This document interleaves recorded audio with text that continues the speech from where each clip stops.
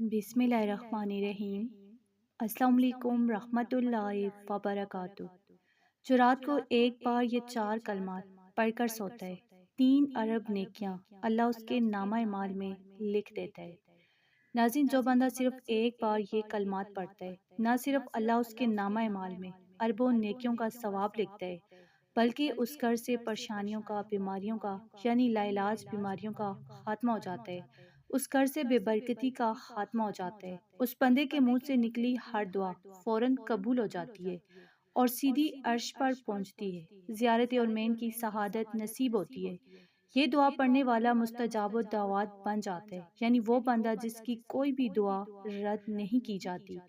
تو وہ کلمہ یہ ہے، جب بھی رات کو سوئیں یہ کلمات لازمی پڑھ کر سوئیں۔ ان کلمات میں 4 الفاظ ہیں، لیکن یہ وہ 4 الفاظ ہیں جو آپ کے نامہ اعمال کو نیکیوں سے بھر دیتے ہیں۔ یہ وہ کلمات ہیں کہ جن کی برکت سے بن مانگے مل جاتے ہیں۔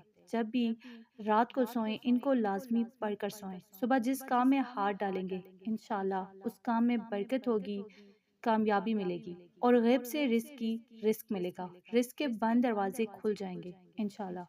رات کو سونے سے پہلے کم از کم 7 بار یا 3 بار یہ لازمی پڑھیں۔ ان کلمات کو 25 بار پڑھا جاتا ہے۔ وہ کلمات یہ ہیں۔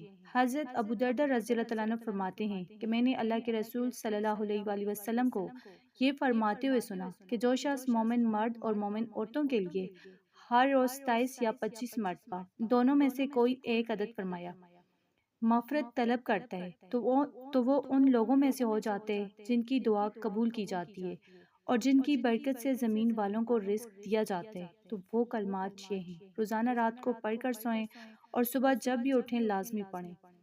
اللہم اغفر لی وللمؤمنین والمؤمنات۔